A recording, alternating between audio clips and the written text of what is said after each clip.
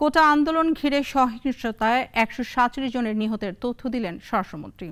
যাচাই বাছাই সংখ্যাটা বাড়তে পারে বলেও জানান তিনি। দুপুরে সচিবালয়ে মন্ত্রী বলেন, আন্দোলনের সমন্বয়কারীদের গ্রেপ্তার করা হয়নি। ঝুঁকি মুক্ত মনে করলে তাদের পুলিশি হেফাজত থেকে ছেড়ে দেওয়ার কথা ভাবা হতে পারে।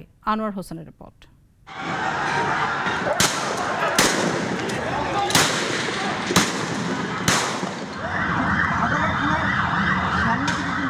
কোটা সংস্কার আন্দোলনকে ঘিরে সাম্প্রতিক সহিংসতায় ব্যাপক প্রাণহানির ঘটনা ঘটে।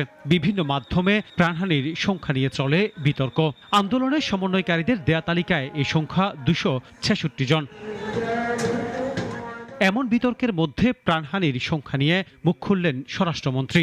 জানালেন, বিভিন্ন রিপোর্ট ও হাসপাতালের তথ্য অনুযায়ী মৃতের সংখ্যা 147 জন। তবে এই সংখ্যা আরও বাড়তে পারে।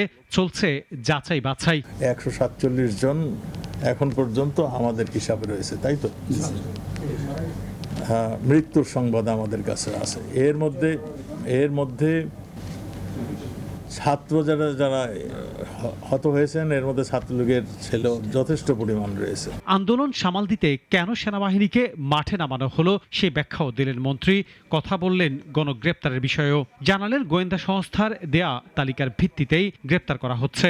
প্রত্যেকটা অ্যারেস্ট আমাদের গোয়েন্দা বাহিনী লিস্ট করে দিচ্ছে পুলিশকে। প্রত্যেকটা অ্যারেস্ট ভিডিও ফুটেজ দেখে করা হচ্ছে। এখন যদি কেউ বলে যে আমরা করিনি, আমরা যাইনি, ভিডিও ফুটেজটা তো রয়েছে। স্বরাষ্ট্রমন্ত্রী জানান, আন্দোলনের সমন্বয়কারীদের কাছ থেকে বিভিন্ন তথ্য জানা যাচ্ছে। নিরাপত্তার জন্য তাদের পুলিশি হেফাজতে নেওয়া হয়েছে। ঝুঁকি মুক্ত মনে করলে আইনশৃঙ্খলা বাহিনী তাদের ছেড়ে দেওয়ার কথা ভাববে।